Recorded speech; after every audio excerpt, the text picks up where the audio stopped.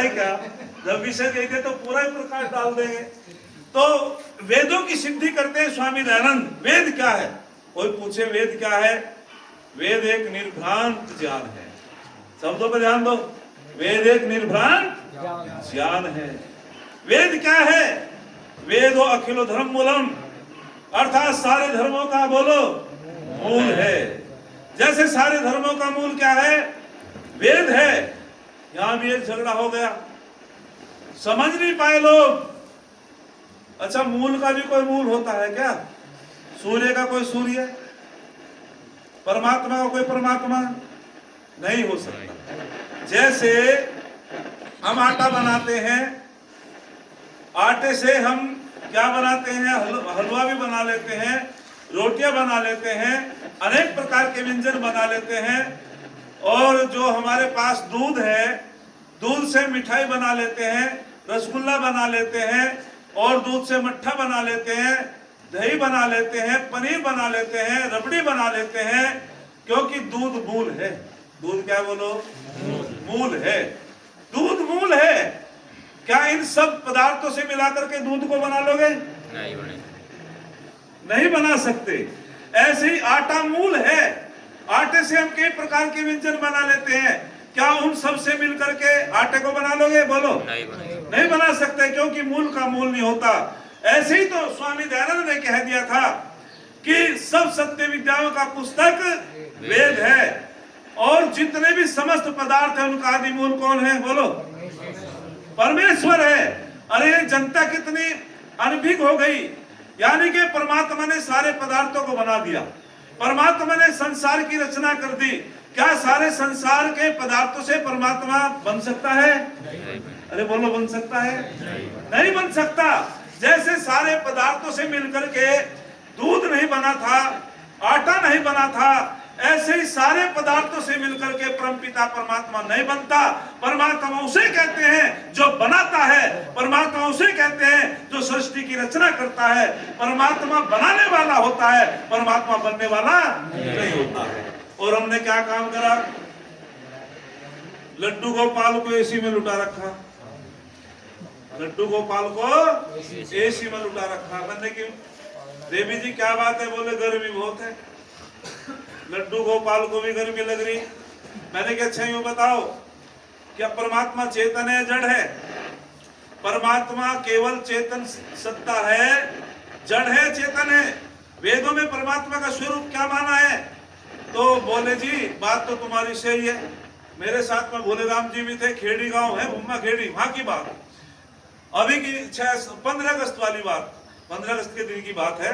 तो एक बहन जी बोली, मैंने कि परमात्मा तो चेतन है, परमात्मा जड़ नहीं है, जड़ तो केवल प्रकृति है, और जड़ गुण जो है प्रकृति का है, वो चेतन नहीं है। और परमपिता परमात्मा तो चेतन सत्ता है, आत्मा चेतन सत्ता है।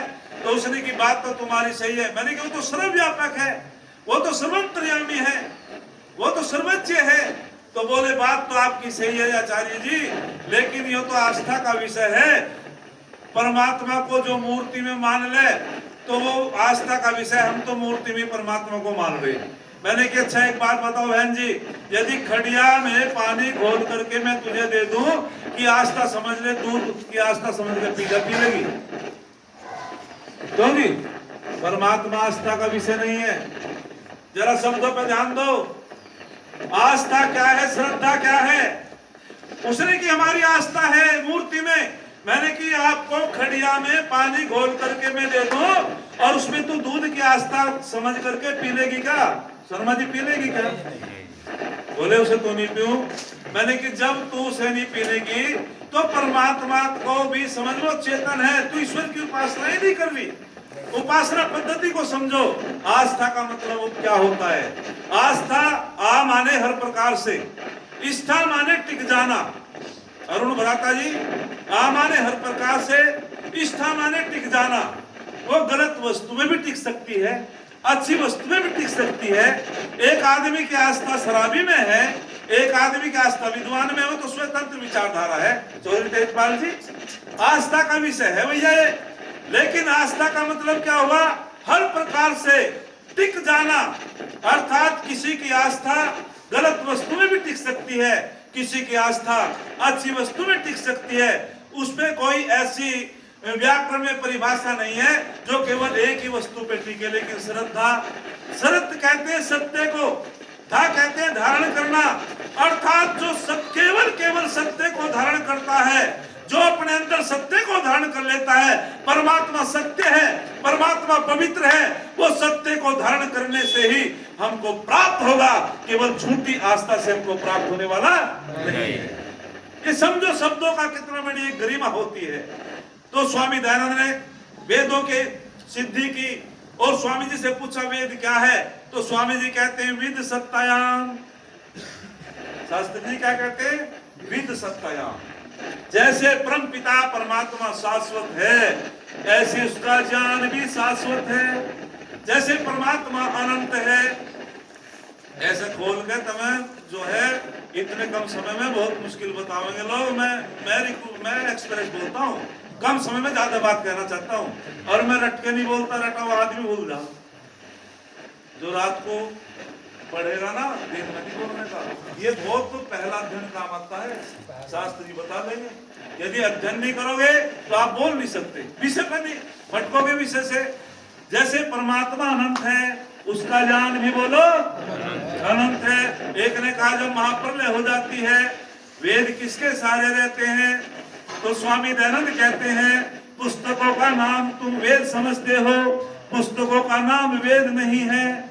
जब ये लिपिबद्ध नहीं हुए थे, महर्षि देव ऋषि, दो प्रकार के ऋषि होते हैं। सृष्टि के आरंभ में परम पिता परमात्मा ऋषियों की आत्मा में अपना ज्ञान देता है वेदों का, और उनको सुन सुन करके जो आगे ऋषि बनते हैं उनको श्रुत ऋषि कहते हैं। पहले देव ऋषि राजवीर जी, और दूसरे क्या है बोलो?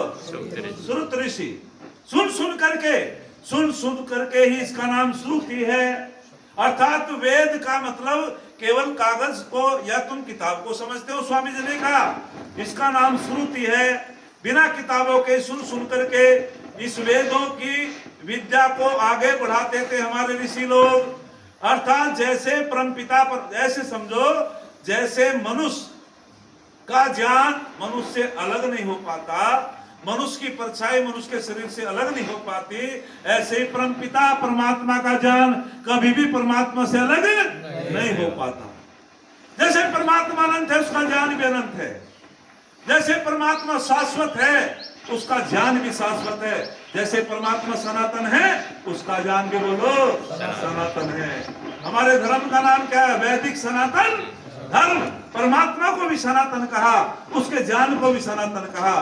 तो स्वामी जी कहते हैं विद सत्तायाम, इसकी सत्ता शाश्वत रहेगी, कभी समाप्त होने वाली नहीं है। फिर कहते हैं विद ज्ञाने। वेद क्या है? ज्ञान है।